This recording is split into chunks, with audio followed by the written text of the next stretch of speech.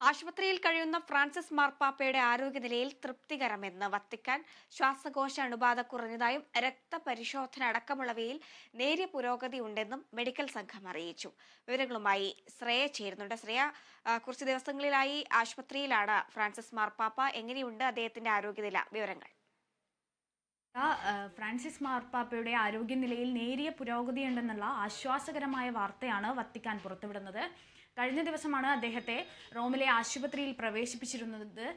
ഇപ്പോൾ അദ്ദേഹം സഹപ്രവർത്തകരോട് സംസാരിച്ചു, സ്വന്തമായി ഭക്ഷണം കഴിക്കാൻ ആരംഭിച്ചു തുടങ്ങി, അദ്ദേഹം സ്വന്തമായി എഴുന്നേറ്റിരിക്കാൻ തുടങ്ങി എന്നുള്ള ആശ്വാസകരമായ വാർത്തയാണ് വത്തിക്കാൻ പുറത്തുവിടുന്നത്.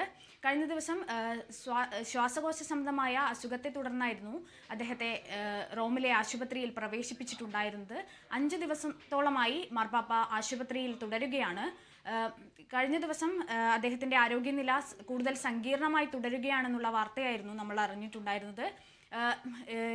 2 ശ്വാസകോശത്തിലും ന്യൂമോണിയ ബാധ സ്ഥിരീകരിച്ചു എന്നാണ് അറിയാൻ സാധിച്ചിട്ടുണ്ടായിരുന്നത്.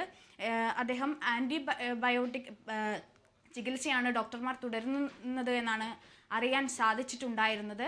എന്നാൽ ഇന്ന് അദ്ദേഹത്തിൻ്റെ ആരോഗ്യനിലയിൽ നേരിയ പുരോഗതിയുണ്ടെന്നുള്ള ആശ്വാസകരമായ വാർത്തയാണ് എത്തുന്നത്.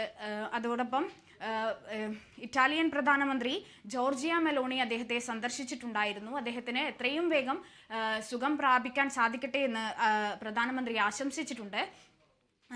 അതോടൊപ്പം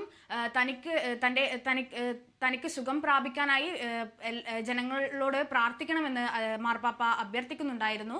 അതേ തുടർന്ന് കഴിഞ്ഞ ദിവസം റോമിലെ ആശുപത്രിക്ക് മുന്നിൽ ആയിരക്കണക്കിന് ആളുകളാണ് മാർപ്പാപ്പയ്ക്ക് വേണ്ടിയുള്ള പ്രാർത്ഥനയുമായി എത്തിയിരുന്നത്.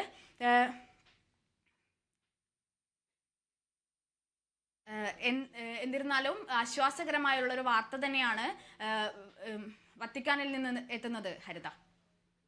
ശരി, ശ്രേയയാണ് വിവരങ്ങൾ നൽകിയത്.